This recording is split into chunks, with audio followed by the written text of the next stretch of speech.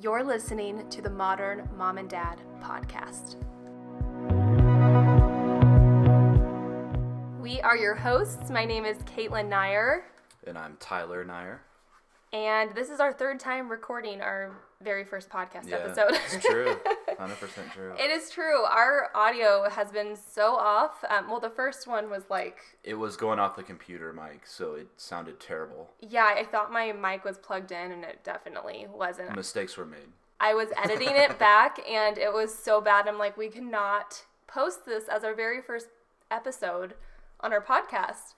But anyways, welcome. Thank you for being here. We're very excited to start this podcast, and we are hoping to get new episodes out weekly. And this podcast is going to be all about everything. Like, we're still trying to figure out what direction. At this point, we don't really have a direction per se, but we'll talk about our relationship, marriage, just divorce. We'll be talking about parenting, current events, things happening in our lives, maybe give like weekly updates, and honestly so much more. That's the beauty about this podcast, is we are just going to be sharing whatever. Anyways, we don't really know what we're doing yet, so thank you guys for being here and following along as we figure this out. But we've been wanting to start a podcast for quite some time. It's been like the better part of a year. Yeah, it's been about a year that we've been talking about doing this, and we thought, why not just take the plunge and start recording and figure it out along the way? That's kind of what I did with my YouTube channel, and here I am, doing it as a full-time job. So I'm like, okay, we can figure this out. You talk about JoJo Siwa. Okay. The whole JoJo Siwa debacle. Oh my gosh, It okay. was bad. So let's just give But it turned out great, but yeah. Yeah, let's give like a quick little recap of our weekend, and then we'll dive into like some introductions in case you are totally new to like our family. I feel like a lot of you guys who are probably listening are from my YouTube and Instagram, but if you are new here, we'll try to go over a little bit about who we are and what we do so you can get to know us. But we have to talk about this weekend because it was a massive parenting fail, and we are going to be talking about parenting quite a bit on this podcast too, so it's a big part of our life, so we kind of have to. But do you want to explain what happened? Caitlin bought JoJo Siwa tickets like over a year ago, right? Yeah, I want to say in like May or April of 2021. But with, the current pandemic, everything got canceled and pushed back and rescheduled. The concert was supposed to be in June of 2021. So yeah, it got canceled. And my mom was supposed to actually fly out and go with us. So I bought 3 tickets thinking we were all going to go together. But yeah, it got canceled and rescheduled to last night, which was January 23rd. And I mean, at the time, JoJo Siwa was probably like 17. She's over 18 now, but anyway, Scarlett was... She loved JoJo Siwa when I bought the ticket. There for a while, she loved JoJo Siwa. Uh-huh.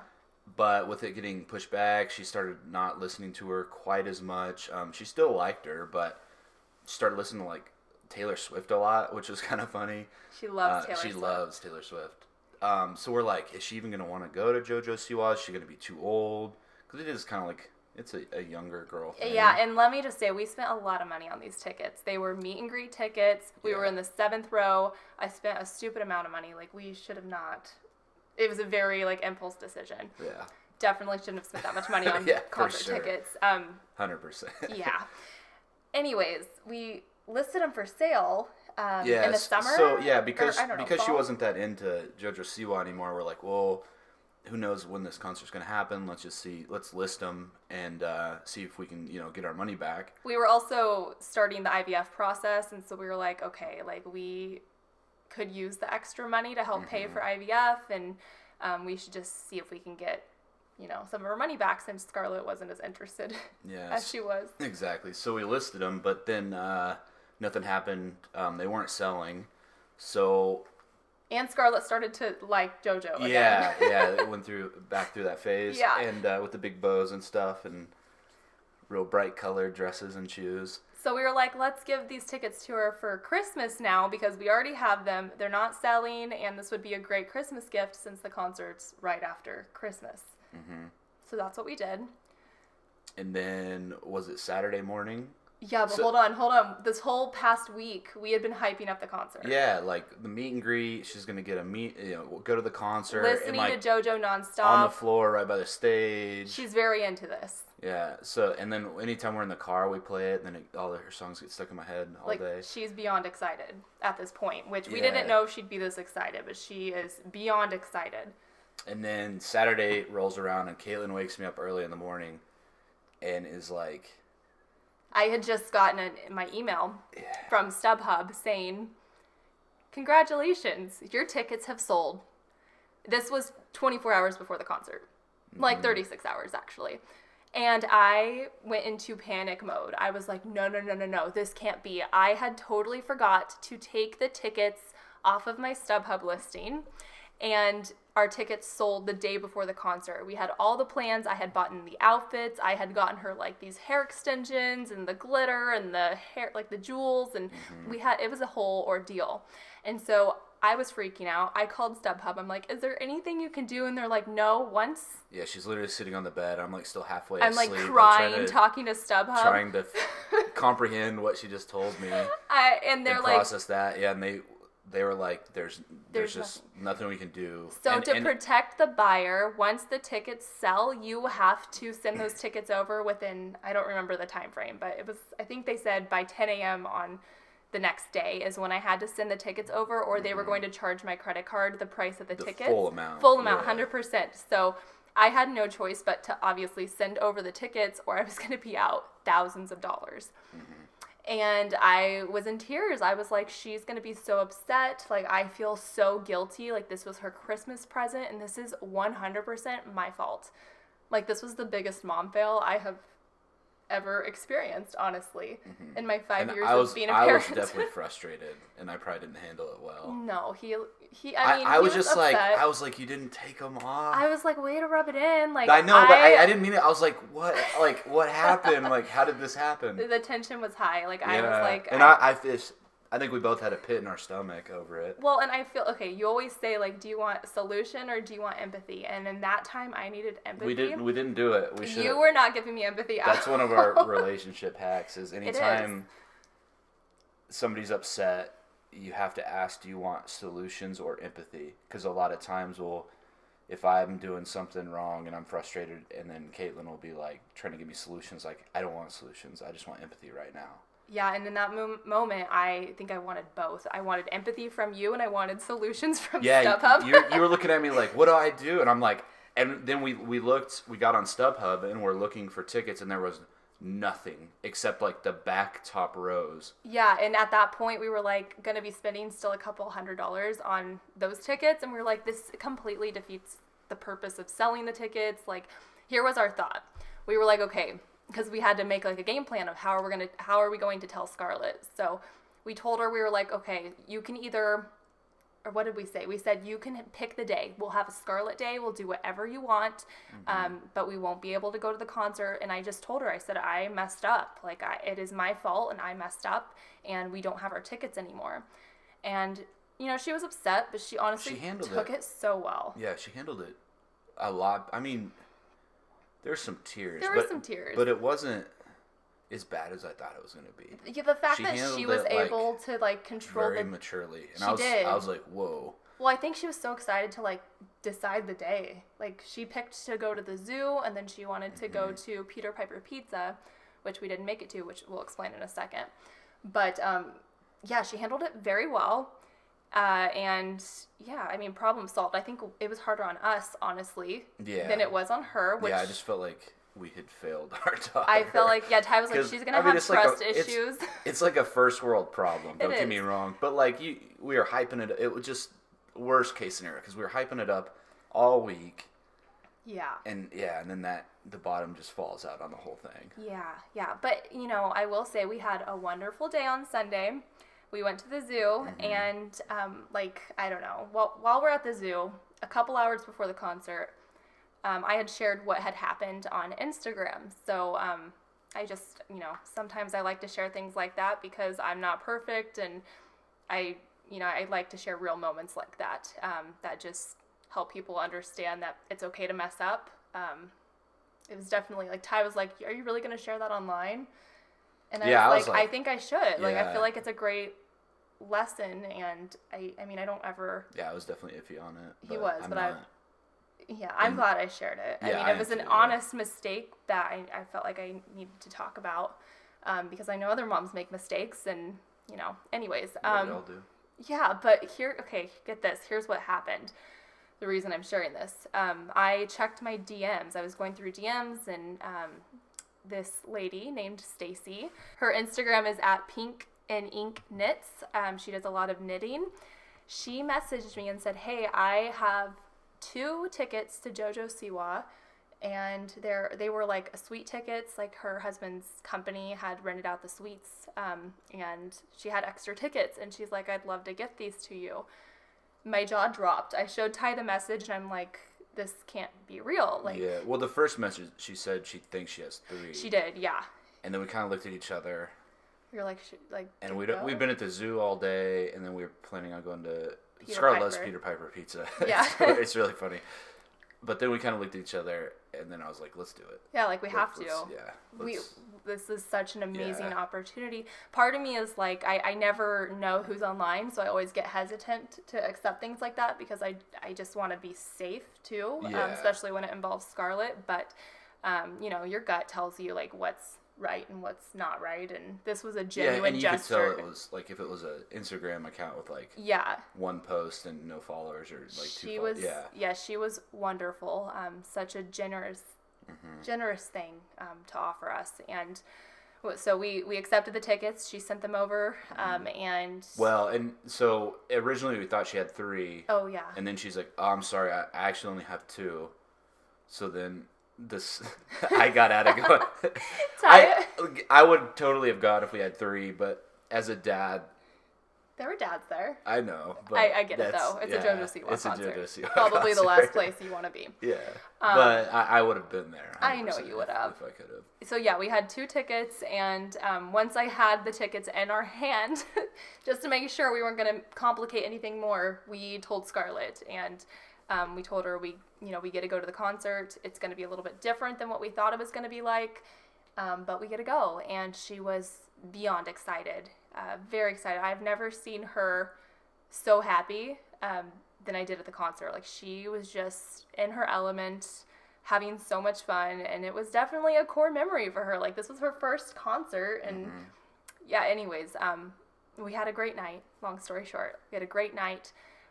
I got to meet Stacy, the lady who ended up giving us the tickets, and she was absolutely wonderful. I met her daughter, and it was just such a great reminder about how good the internet can be. I know there's so many bad, negative things that come from the internet, especially, like, I feel like that's what's talked about a lot these days, is how bad social media is. Like, how bad everything is, and but it is social also media. But it's there's pros and cons to everything, and I really think, like, while social media, like, for me, I have to watch, like, mindlessly scrolling through Instagram and not being productive, stuff like that. But, like, overall, I think social media is a net positive, and I think people focus too much on the negative. It's just human nature to focus on the negative. Well, I think what's really cool about social media is it honestly is what you make it. Like, if you follow negative accounts, if you if you interact with negative posts, that's what's going to show up in your algorithm. And so I really, truly feel like it is what you make it. I feel like, I mean,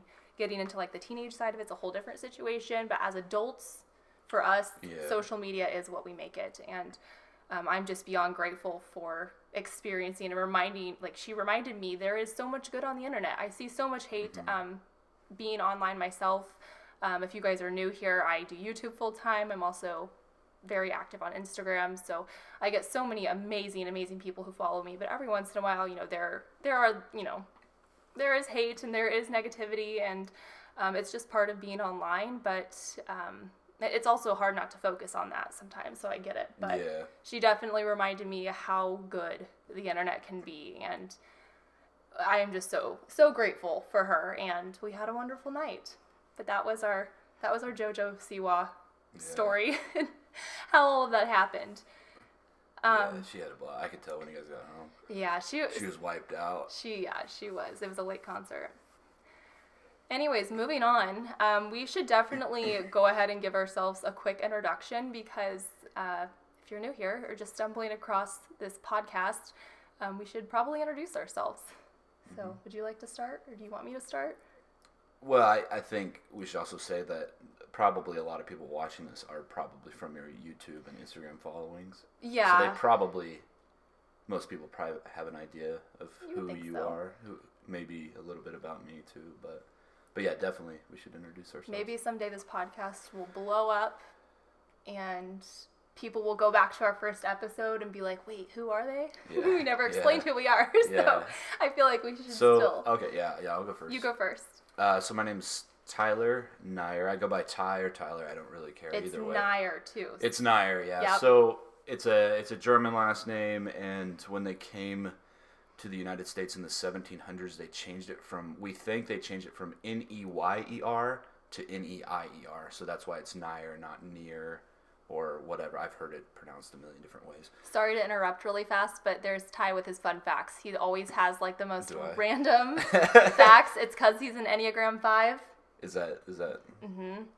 Yep, Ty's always got those random facts. I'm a Capricorn. Yep. Right? Yeah, Capricorn. You are. I don't even know what that means. It's my sign. I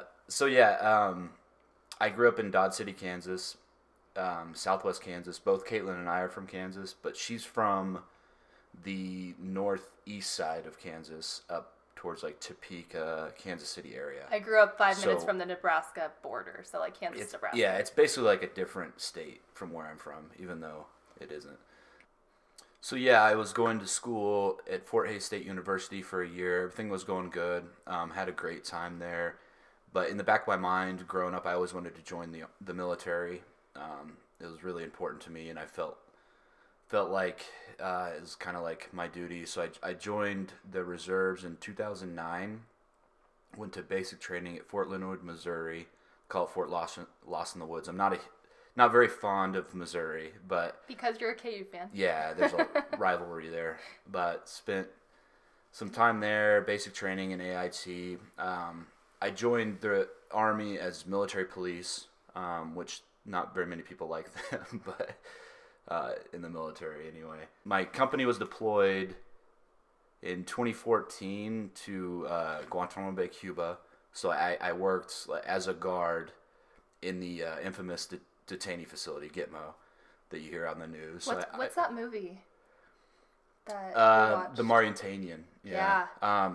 There's a movie that came out on one of the guys I was in charge of called The Mauritanian. We could do a whole podcast on. It's so interesting. We should. Yeah, it was a very bizarre time in my life, but it was very, very interesting, very eye-opening. But the movie's called The Mauritanian. It's a story about one of the detainees that I happened to be in charge of to some degree. But it's a pretty wild story. He ended up getting released several years ago. So, if you haven't watched the movie, it's a very good movie. Too. Yeah. Mm-hmm. What's it called again? The Mauritanian. Yeah.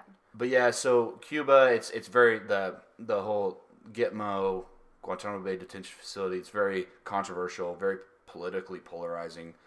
But when you're in the military, you don't have the luxury of politics, and you just have to do what you're told, and you have certain orders and whatnot. So yeah, it was a pretty bizarre experience. It's very beautiful down there. We couldn't go into Cuba itself, but the base had several beaches, and obviously the bay there that it's named after. We'd go spearfishing, snorkeling, spend a lot of time at the beach, a lot of time running, biking, all kinds of stuff outdoors. Yeah, and it was right when you got back from your deployment is when I met you. Mm-hmm. So when'd you get back in December? Yeah, late December, right before Christmas, we got back. Let's see, right before then. I met you on January 13th. Mm-hmm. And my birthday's the 2015, yeah. Mm-hmm. Yep, I met Ty. I had just gotten off of work. I managed a retail store, and I had just gotten off work, and our friends. My best friend in the Army. Yeah. And his now wife was my friend. Co-workers slash friends with yeah. Caitlin. So they wanted me to meet him, and I had just gotten out of a long-term relationship. Like, I'm talking like a 4-year-long relationship, and I think I had been like moved out, broken up for about a week. Yeah. And I met Ty outside of the Westridge Mall in Topeka, Kansas by a trash can. By the dumpsters, yeah. Yep. Called him the wrong name. Yeah, and I was worried because I had heard about her, and... You were worried because you heard about me? Well, no, I don't mean it like that. What does that mean? But Nick and Katie had told me, like, oh, she just got out of a long-term relationship. We think you guys would be great together. And I was all for it, coming back from the military and stuff. And then we met by the dumpsters, just probably by chance. I don't remember, but... I think you were walking in as we were walking out. Yeah, that's how that connection met. I was worried because you were standing on top of the curb. I was in cowgirl boots. And I thought you were taller than me. I was like, oh no, she's taller than me. She's never going to be into me. But that ended up not being true. What are you, 5'9"? 5'9", I'm 5'10", somewhere. I'm 5'7", so I'm not taller than him, but yeah. With boots. Those boots I definitely was. Mm-hmm.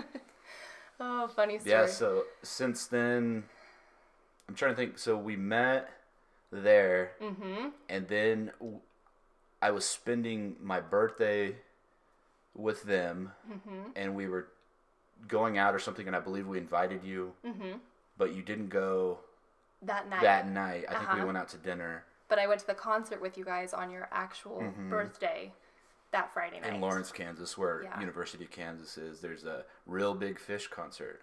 It's our first date. Throwback to the 90s. It was pretty fun.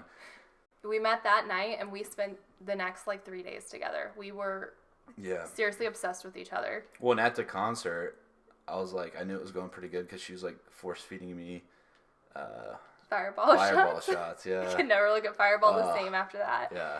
Yeah, that was a rough night. He was definitely my rebound. 100%. I was 100% Obviously, it all worked out, but yeah, at the time, he was definitely my fun rebound. That was an epic night, though. It really was. I really wish we could relive that night again. I mean, I do and I don't. There was a lot that went down that night. Which not just us, but maybe we should share sometime. I mean, this is gonna be we won't name any names, but. Oh, okay. You're talking about that situation. I'm talking about the laundry room situation. If you want to share that, I'm fine with it. I don't care. Maybe on another podcast episode. I think we should keep it a little G today, but we're definitely gonna be unfiltered here. I just want to stay on topic. So I feel like this is the place we can open up a little bit more, maybe. Yeah, and that's kind of the whole idea of the podcast is it's not so formal, and it's long form conversation where we can just talk through stuff and share funny, stupid things we've experienced in our past. In the laundry room. Oh my gosh. Okay, should I give a quick little intro and then we'll move on with our relationship and how that... So we met, and then 3 months later, we moved to Arizona together. We did, yeah. I have family out here. My it's funny because my parents split up when I was in high school, but my mom ended up in Scottsdale, Arizona, and my dad and stepmom they were in Chandler at the time. Now they're in Gilbert. But we always kind of had ties and family in Arizona, so I had always wanted to move here and get out of Kansas, especially Southwest Kansas. There just wasn't a whole lot there for me. I remember I was in Turks and Caicos with my mom. That was my college graduation present, was a trip. And I was in Turks and Caicos. I had just called Ty to talk to him, and he was like, hey, what do you think about moving to Arizona with me? Keep in mind, we had known each other for 3 months.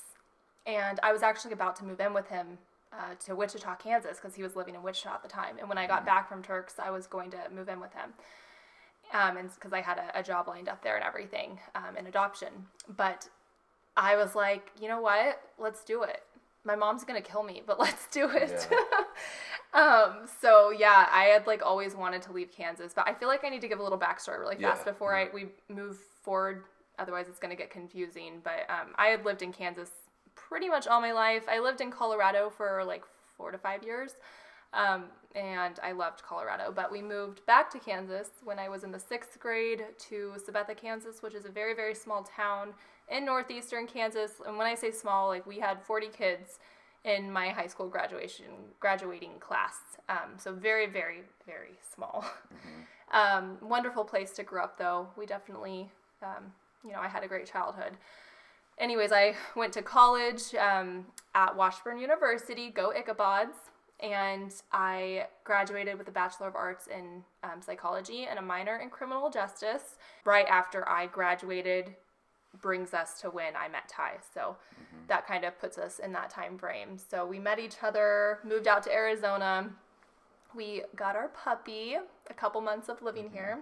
Who's sitting on your lap right now? He's sleeping on my lap. He's so cute right now, like all snuggly. But he's a Maltipoo, and his name is Indy, and he is who we call our puppy son. His full name is Indiana Bones, after Indiana Jones. Indiana Bones. Oh, he just popped his head up. What's up, bud? Indiana Jones in the Temple of Groom. Anyways, after living here for about a year, Ty was working in the medical marijuana industry, which we could dive into more here in a second. Yeah. And I was working in like child welfare, case management. But anyways, after we had been living out here working, we got pregnant on birth control, might I add. We got pregnant. We actually ended up miscarrying, and that was quite the surprise. That was definitely quite the surprise. We got pregnant again with our now daughter, Scarlett, just a few months after the miscarriage. It was very quick. Yeah. I think it was 3 months after our miscarriage. Maybe it was, yeah. I think it was. So yeah, we got pregnant with Scarlett. While we were pregnant, we decided to get married. We had a very small and quaint and beautiful wedding. We got married at the Sanctuary at Camelback. Or of Camelback. I think it's at Camelback. It's a beautiful resort. It was go back there soon. I know. We used to go there every year for our anniversary, but that changed. You guys, well, we'll explain in a second. That tradition took a different path. Anyways, yeah, we got pregnant, got married, we bought a house. Like, this all happened within like 6 months. Let me just say that too. Yeah, so we moved incredibly fast. Too fast. Our relationship very moved naive. Way too fast. Yeah. I'm not saying it's not a bad couldn't thing, work for but it's not anybody. Yeah. But yeah, it was very naive. For us, we should have pumped the brakes, but we didn't. Probably my fault. It was. that part was. At least I can own it. Not our marriage falling apart. No, I mean, it takes two for that. Yeah, I think. Not always, but for us. Our first marriage, yeah. Okay, first marriage. Wow, people are going to be like, what is wrong with them? Okay, anyways, so yeah, we had our daughter in December of 2016, and she's absolutely perfect. She's such a spitfire. And we definitely struggled with our marriage after our daughter was born. Not because of having a baby, but just because we started to drift apart, I think, in lots of different ways. Well, in any time a baby it's just. I mean, that's true. I just don't want to blame it on Scarlett. Like, I'm trying not to blame Scarlett for our marriage, because that's not what it was, you know? But I think anybody that has kids would agree. It's more stress. There's for sure. It's well, I think hard. What was really hard for me personally was, Ty can talk more about the medical marijuana. Well, it's not even medical anymore. It's like legal here. But at the time, it was medical marijuana. That's what he worked in. And he was opening a new store clear across the valley when Scarlett was born. So he was gone like 10 plus hours every day. And I was... That's not even including my commute for the most part. And the commute was at least an hour and a half. Yeah, it was rush hour traffic both ways. So and I'm at home, like, new mom with a newborn, wanting help, wanting my husband there. Like, it was hard. Definitely not what I was expecting, having a baby. It was just a lot of adjustments for us. And that's not, like, the only reason that led to, like, our marriage falling apart. But there's just a lot of little things that, like, added up.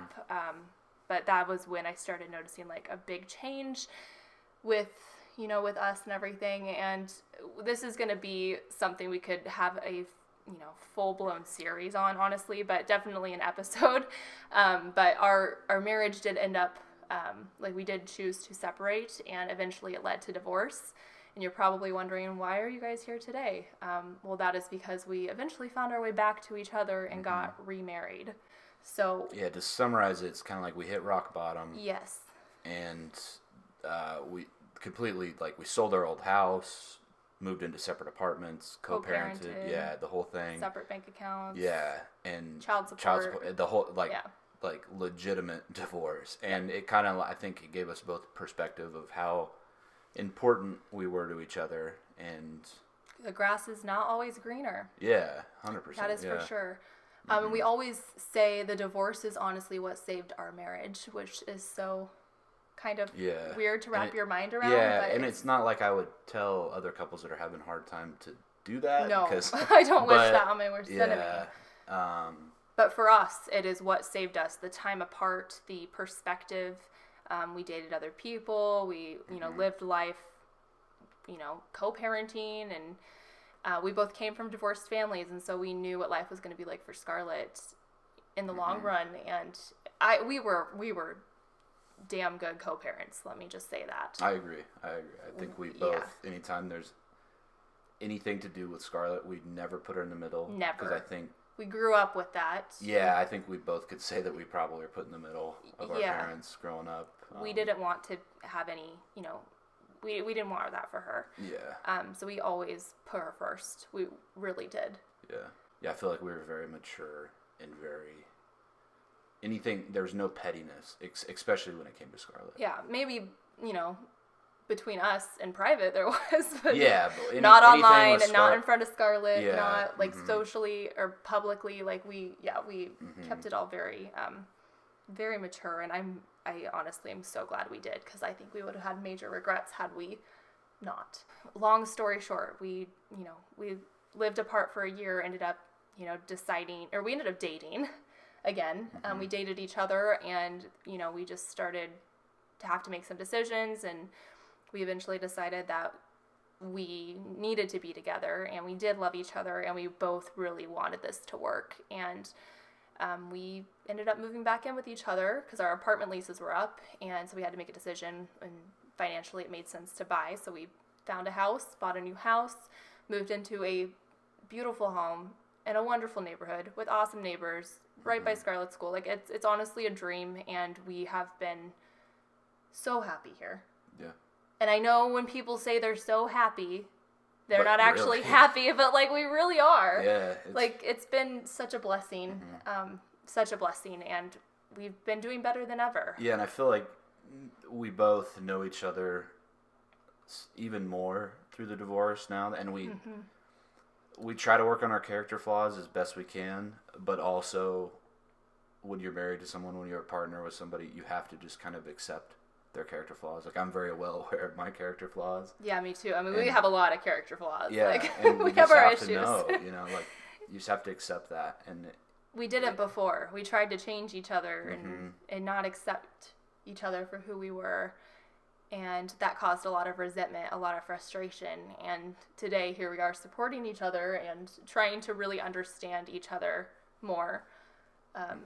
We're not perfect. Our marriage is not perfect, but it is a hell of a lot better than it was our first marriage. It's night and day, really. It is, yeah. And we're just so grateful to be, in this position to have a second chance at marriage and, having our family back together. And I think another, I don't know if you're okay with me talking about this, but another big thing for us is we had different visions of what we wanted in a family. After we had Scarlett, Ty was kind of thinking, maybe she's the, the only child that he'd want to have. He didn't know if he wanted to have any more kids. Yeah, I was kind of, because things weren't going that good, and I kind of like dug my heels in. So, and not to jump back and forth, but kind of like what Caitlin was talking about with my work, I was opening up a new medical marijuana dispensary on the other side of town. So I was gone a lot. It took me an hour and a half to get to work.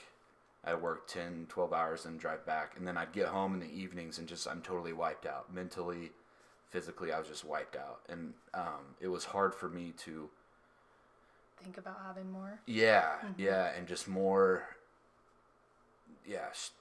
stress. And it didn't seem like I could take on anymore at the time. And looking back, I didn't really enjoy my job. I was good at it. I feel like I was actually very good at it. But I didn't enjoy it. I didn't get any fulfillment out of it.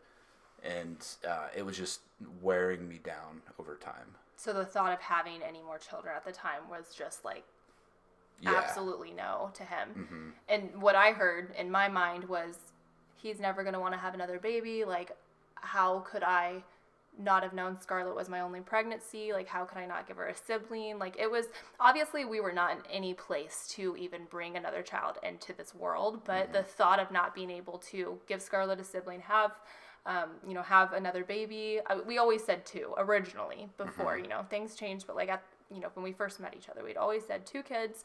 And so that's kind of what was in my mind. So when he was, backtracking a little bit, I was like, what the heck? Like, that's not like what we agreed upon. He's like, why? And I guess from my point of view, I was just exhausted and I wasn't in a good place. And I just, how do I say it?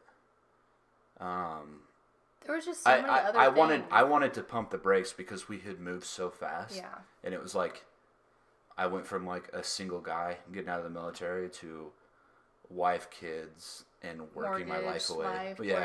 And just like I woke up one day and boom, all this, and I guess like, I don't know if you want to call it like a quarter life crisis. I don't even 100%.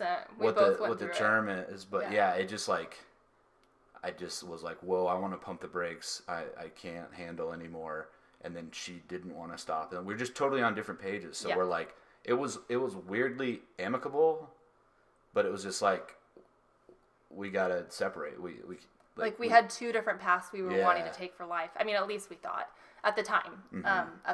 A lot can change in a year, but anyways, that whole year that we were apart really, I think, just put things into perspective. And I think, Ty, I don't want to speak for you, but from my perspective, you realized how important family is, and having your family back together is. And I obviously felt the same way. And we had some really hard conversations. I know a big one for me was I wanted to have more children, and he didn't, and that had always been a conflict in the past. And I think he definitely changed his mind, which I can't believe I'm saying that, because there was such a long period of time that I really didn't think we'd be able to I didn't have any more children. Back then, I didn't think I'd ever change my mind. Yeah, I'm still shocked, honestly.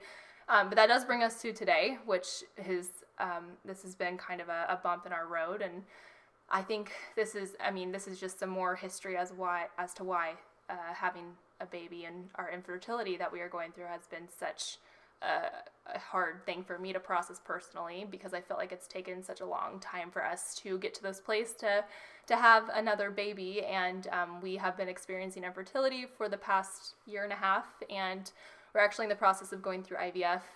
We did an egg retrieval in December of 2021, and we are so grateful to actually have 2 little baby embryos frozen in Scottsdale. Almost said the gender. They're both the same gender, and they're both girls. I mean, Stop. boys. I mean, girls. Stop. Boys, I don't know. He likes to confuse people.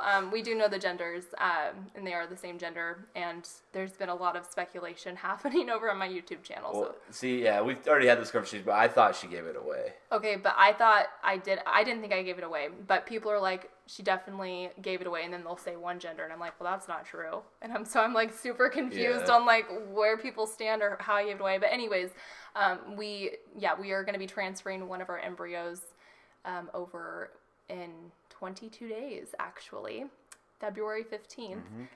We have started like our injections, medication to prep my body for that transfer. But we are trying to have a second baby, and this will be our final pregnancy. And it's taken a long, long time for us to get to this point. And, we're very grateful we're able to do IVF, but it's been quite a journey getting here. And you guys can kind of understand a little bit of our backstory and, why it's been such an emotional journey to get here. It's been so frustrating because it's like we're finally both on board with having one more.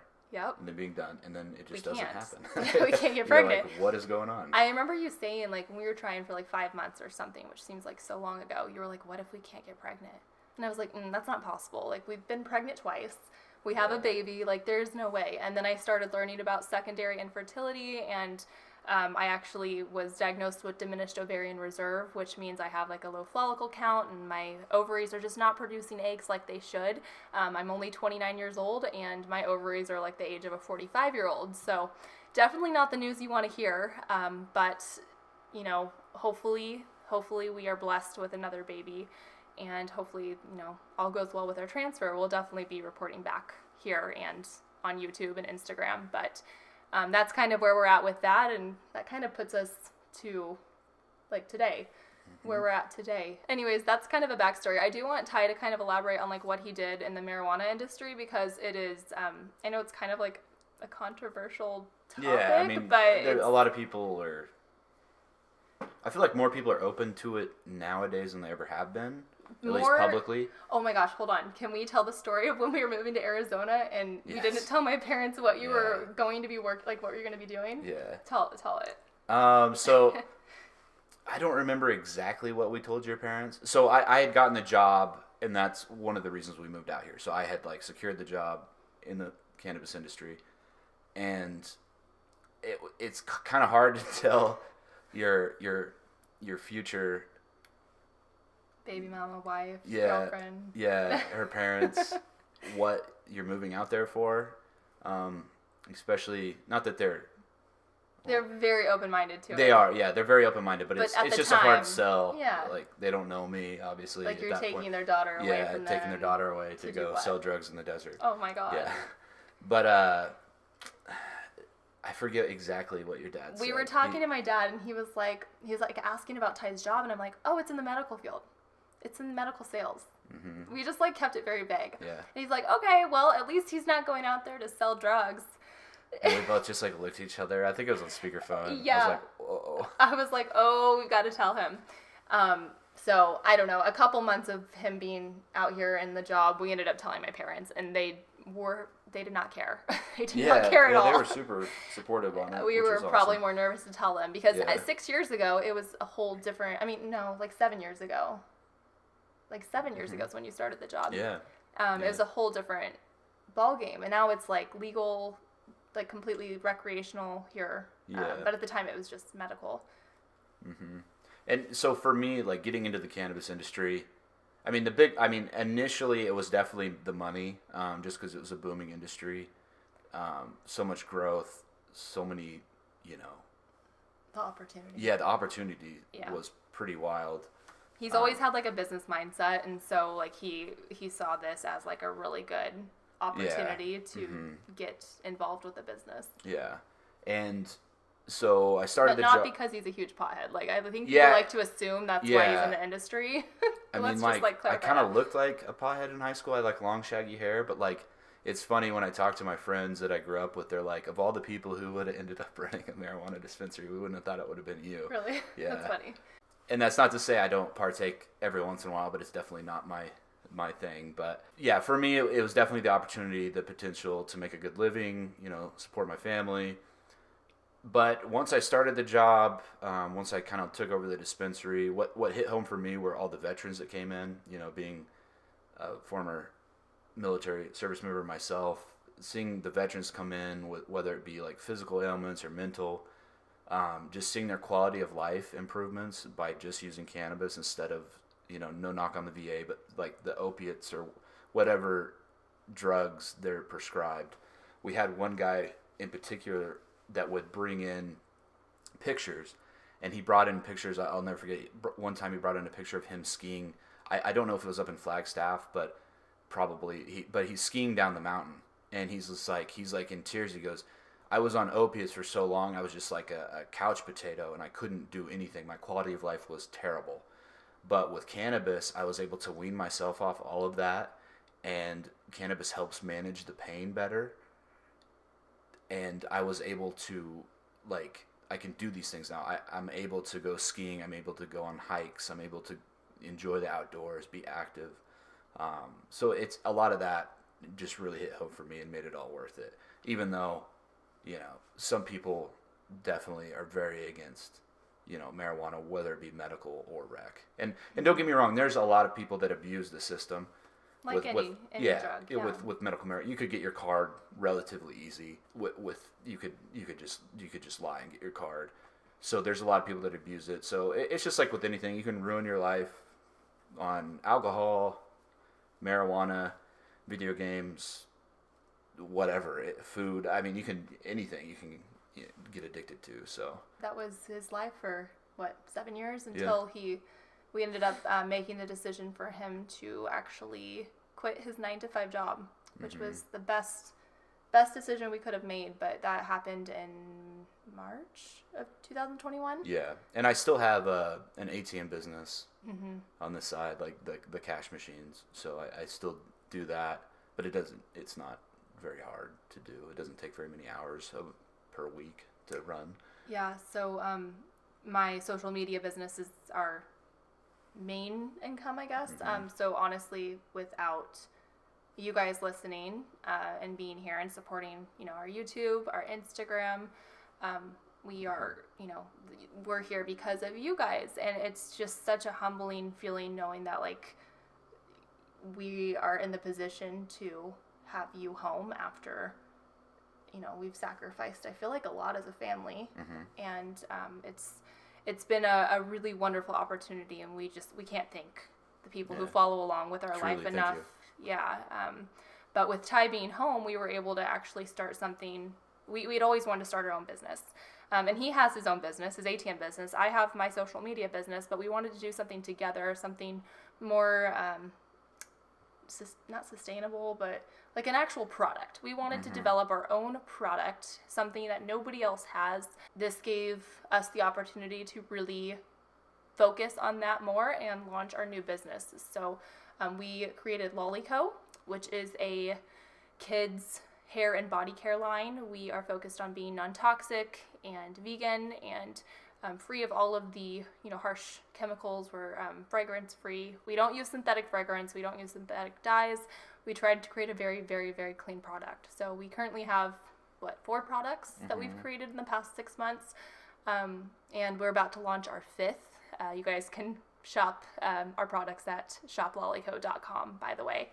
But that is something we were able to start, and Ty has been able to really run the business side of Lolli Co since since leaving his job, and it's been a dream. Like I can't believe, we worked on Lolli Co for so long. I think it took about 8-9 months. Yeah, it's just like, and especially with the pandemic and the supply chain issues, it definitely took longer than I was hoping, but we just kept chipping away at it. And we had the idea in our head, but I think physically working on it was about 8 to 9 months. But yeah, that is up and launched now, and we've been in business for about 6 months. We are just about 6, just over 6 months. And we're hoping to get a few more products launched, and then we're going to look at maybe getting on Amazon, getting our products on Amazon, doing some drop shipping, and we have plans, definitely have plans, and excited to see where it goes. But we just wanted to create like a sustainable business that was that we could leave to Scarlett, or pass down to our family, or something like a physical. Does that make sense? Like, I can't pass down my social media and like. And it wasn't even 100% about that. A lot of it was like finding the shampoo, body wash for Scarlett that we felt comfortable with. Totally, yeah. I mean, that was obviously like a huge part. Like, Scarlett has very sensitive skin. She's had very sensitive skin since she was a baby. Lots of eczema, lots of rashes. She gets like bumps, like little bumps all over her body when she uses like a product that has fragrance in it. And so we had gone through a lot of products for her skin, for her hair. Her hair has been a whole nother situation. She's got like straight hair and curly hair. Like, she's got different textured hair on the top and different textured hair on the bottom. So anyways, I had always the hardest time with her hair, and I just thought, why not? This would be the perfect opportunity for us to create our own products that work, because I know other people out there, have the same struggles with their child's hair and body care. And on top of that, I wanted it to be as clean and as natural as possible. There are limitations with like shampoo and conditioner, because you have to use some kind of preservative, otherwise your product's going to expire in like the shelf life weeks. would make sense. Yeah, so like within a month it would be bad. Right. So we use the cleanest ingredients. But yes, that's Lolli Co, and kind of a little, history as to why we started, a couple of the reasons at least. But yeah, that is our other business. So we are definitely we're entrepreneurs. Like, we're straight up entrepreneurs. I think so. Yeah, 100%. I would say so. But that's what we do. Those are our jobs. Social media, YouTube. I'm a full-time YouTuber. Have been doing YouTube for just about 5 years, right? Yeah, 5 years. Yeah. And I've been on Instagram about the same amount of time. And Ty's recently became a lot more involved with my social media. Just because he's around more, honestly. Yeah. Before I was working all the time. Before, people would be like, "Where's Ty? What's Ty doing?" I'm like, "He's working. He's gone. He's working." So. And I've never, and people who have followed Caitlin's channel for a while probably know, it's not really my thing, and it was kind of weird, especially coming from like the military and Guantanamo Bay. You were so private for so long. I was very private because of the things because of the jobs I had in the military.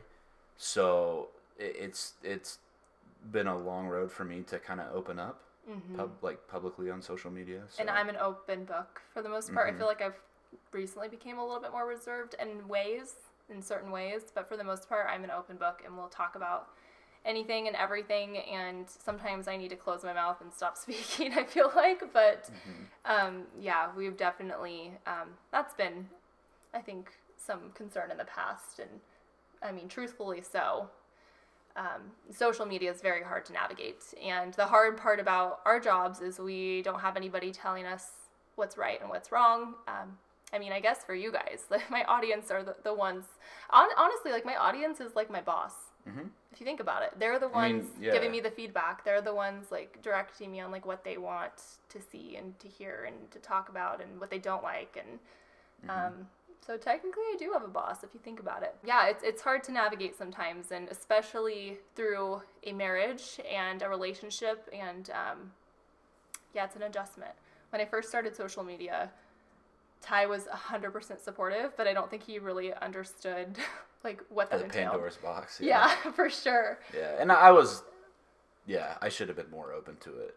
You were so supportive, just I think once we dove into it, and I became so obsessed. I loved it. I loved what I was doing, so it was easy for me to become obsessed with it, because I enjoyed it. I really found my thing. I found my passion, and I think once I got to that point, he was like, whoa, pulled back a little bit. So it's been a journey getting to where we are today, but we're finally on the same page about a lot of things, including this one, and including having a baby, including our marriage. It's been a long road, but we're here to share all of those things with you guys and kind of open up. I think since this is our first podcast, we should end on a funny one. Okay. Well, are we going to wrap this up? I feel like we've been talking for quite some time. Yeah, about an hour. So, Whataburger versus In-N-Out. This has been a hot topic recently. When did we go? We went Friday or Saturday? Yeah, we tried Whataburger for the first time this past weekend, and people have been saying, you got to go to Whataburger, and I'm always if I'm going to eat the calories, if I want a burger, I'm getting In-N-Out. Nothing else sounds good. In-N-Out is everything to me. I love In-N-Out. But we said, you know what, we need to give Whataburger a fair chance. Yeah, we've got friends that have kind of hyped it up. Yep. And, we've heard. But I've always been so confused, because there's a Whataburger pretty close, to the area that we live, and it's never busy. I never see anybody there. I'm not trying to offend anybody, because I know the Whataburger in Texas is always super crazy busy. That's what people tell me, at least. I've never been. But the one here, it's just not popping. Yeah. But it was so busy, but it wasn't there was 3 cars in front of us. Yeah, it wasn't In-N-Out busy. In-N-Out Busy's like lines wrapped around the building. Here anyway, yeah. It may be different in like Texas. People say in Texas In-N-Out is not it and Whataburger is. So I'm curious like what the Texas one tastes like. That really surprises me. Me too. And I was trying like when we went to Whataburger, like I'm a huge In-N-Out fan. I love their double. Share what you got at Whataburger. So we can give people like the full idea. Like let's paint the picture for them. So I got their, was it called a double Whataburger? I think. Yeah, their standard Whataburger burger, whatever. So I got a double with cheese. Burger, whatever. But I didn't get tomato or lettuce. Yeah, I didn't get tomato or lettuce. So all it had on it was mustard and the diced onions and then cheese. And then your burgers or the patties. Yeah, obviously the patties in the bud. But. Okay, well, I got the original Whataburger. I wanted to, get the original to appreciate it for what it is. So I didn't make any modifications. So, and then Scarlett got the Whatanuggets, I think is what they were called, the chicken nuggets. She gave them a 10 out of 10. First impressions of Whataburger, the vibe was not it for me. It felt like a normal fast food place. You order. It wasn't bad. It just it wasn't bad, but you just order and you go through the drive-thru. They give you your food. The end. At In-N-Out, it's a whole vibe. I feel like they're wearing the costumes. You see the potatoes being cut through the big glass windows as you're going through the drive-thru. They give you the lap mat. They give you the stickers for the kids, like they give you the hats. The mid-century feel to it, yeah. Yeah, it's just like totally a vibe in my opinion. But back to the Whataburger. We get our burgers. First impression, it's a lot of food. It's a solid burger and it is a lot of food. It's a lot of food. It was good. It was definitely good. My burger reminded me of Sonic, like a Sonic cheeseburger. Mm-hmm. Or a Burger King burger. Yeah. I feel like I'm gonna get a lot of hate for saying that. The fries definitely reminded me of Burger King. I feel like the fries definitely reminded me of Burger King. Uh-huh. The burger was like. I felt Sonic vibes. Sonic. Crossed with Burger King, maybe. I don't know. And that's not to say it was bad. It was good. It wasn't really good. It was good. I don't like Burger King. Whataburger was a solid burger. It didn't seem like something I would crave, honestly. Definitely and I tried so hard not to be jaded already going into it. He doesn't let people hype him up about things. Yeah, I'm a skeptical person by nature, and anytime anybody hypes something up, I'm always like, is it really that good, And I feel like In-N-Out really is that good. It is. But I don't feel like Whataburger lived up to that. But then we could talk about. Okay. A lot of people said you have to get different stuff. So this was my issue with Whataburger. I told Instagram I was going to Whataburger and I'm like, what should I get? And people are like, okay, you have to get this, but you have to toast the buns and you have to remove this and you have to, do the chicken sandwich and then you have to get the patty melt. And I'm like, no. Like, I want to appreciate it for what it is. Like, I want to just be able to, like, not make it so complicated. I just want to order what's off the menu and it be that good. Like, In-N-Out has, like, three burgers, yeah. Really like, two. That's another reason why I love In-N-Out. Like, there's no complications. It's very simple. Yeah. Like, you order what's on the menu and it's that good. But if you go to Whataburger, you have to make all these modifications, apparently, to make it good. And I'm like, I shouldn't have to do that. Like, all of the buns should come toasted. You know, they should already do these things. So that was my, like, concern. I'm sure there are better things you can get. Yeah. But it's they have a lot of stuff on the menu. It's like, where do you even start? I know. That's why I like In-N-Out because there's no it's not complicated. You get the number 1, the number 2, or the number 3. Mm-hmm. That's it. I mean, you can the secret menu and the animal style fries and stuff like that. Yeah, I've never been a fan of like the animal style. Me neither. Stuff. Like it's too much. Yeah, I just want the simple. I just keep it simple. We don't need to complicate things. Just keep it simple. Mm-hmm. And yeah, In-N-Out is still my favorite. Okay, so we need to like add in Shake Shack to the mix because that's another debate in the burger world, and we love burgers, by the way, if you can't tell. Ty's family is from the beef industry, so it's always been like a big thing. Okay, what's your thoughts on Shake Shack?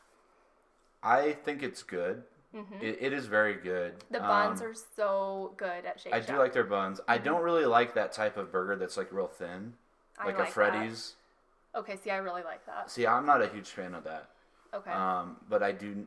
So the burger's decent, but their crinkle cut fries are not for me. I'm not a fan either. Yeah, I do not like crinkle cut fries. I personally, like, I know this is another hot topic, but In-N-Out fries are my favorite. I love them. I've heard a lot of people I used to work with and a lot of friends, they knock In-N-Out for their fries. Mm-hmm. And I get it, I can see it. Yeah, same. Because sometimes they're not cooked, like, consistently. Like, sometimes you'll get a little soggy and sometimes they're real fresh. crispy. They're fresh. But yeah, I'm a weirdo fresh. And I like really like plain food. That's just, I know that's literally just a fried potato. Like that's it. It's not... yeah, and I'm gonna dip mine in the chocolate shake anyways. So regardless, it's gonna taste good. Yeah. No, I get the fry situation at In-N-Out. I still personally love them, but yeah, the crinkle cut fries at Shake Shack are not my favorite. I feel like Shake Shack would be much better without crinkle cut fries. I agree. I completely agree. But no, I really like Shake Shack burgers. I think they're really good. I think the buns are delicious. They're just not In-N-Out. Like, it's just not In-N-Out. Mm-hmm. I don't crave Shake Shack. You know, Yeah. like I do In-N-Out. Like right now talking about this, I'm like, oh, can we go get In-N-Out? Because it sounds so good right now. Yeah. But Shake Shack is on DoorDash and In-N-Out is not. That is true. So. Oh, to go back to Whataburger, spicy ketchup. I'm all for it. Yeah. I really like that. People told me you can actually buy like a full bottle at Walmart or Amazon. Oh, we need to do that. I think. Soon. Yeah. The spicy ketchup was the highlight of the meal. But yeah, that's our take on Whataburger / In-N-Out. Yeah, and we're not trying to trash Whataburger. No. It's just, yeah, it's a lot of food. It's a solid burger. We don't want to offend We're just anybody. not like gonna get it every night, you know, like. Don't hate us because we don't agree with the burger choice. Yeah. No, but for real, that's our take, and we tried it, and those are our thoughts. Anyways, this is going to conclude our very first podcast episode. If you guys are still listening, thank you for being here, and thank you for listening to all of our random talk today. We're definitely hoping to find more of a direction with our podcast, and we'll be sharing so much in regards to marriage, relationship, parenting, what's going on in the world, what's going on in our life, you know, funny things that have happened to us throughout the week. We have a lot of plans with this, but this is the beauty of a podcast. We can kind of talk about whatever we want. Yeah. So we're really excited. Fun. Yeah, we're excited to be here. But thank you guys for listening. And if you want to follow along with us more and you don't follow along yet with my other socials, I'm on Instagram as @Caitlin Neier. I'm on YouTube. My YouTube name is very original. It's Caitlin Neier. And our Lolli Co business is shoplollico.com.